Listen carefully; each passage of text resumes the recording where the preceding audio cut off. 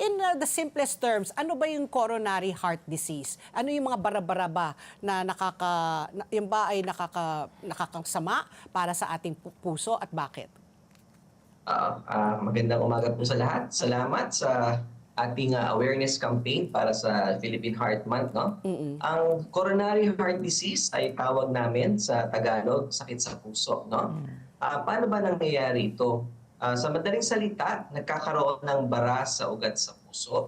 So kinakapos ng daloy ng dugo yung muscle ng puso. So nagkakaroon tayo ng simptomas na pananakit ng dibdib, pagkahingal, madaling pagod.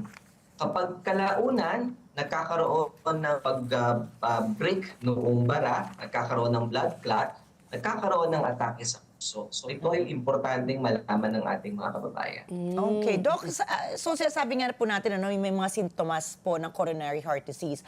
Meron po bang mga instances at mga kaso na wala ka namang sintomas pero aatakihin ka na lang sa puso? Tama, no? Marami ng ganyan ngayon, kaya importante talaga malaman natin, no? Kung tutuusin, dalawa talaga ang ibig sabihin ng coronary heart disease. Yung una kasing parte, paunti-unting nagdadeposito ng kolesterol ng bara dun sa ugat. Okay? Oo. So habang lumaon, pasikip ng pasikip yung daloy ng dugo, nagkakaroon ng simptomas. Pero ito ay hindi pa emergency.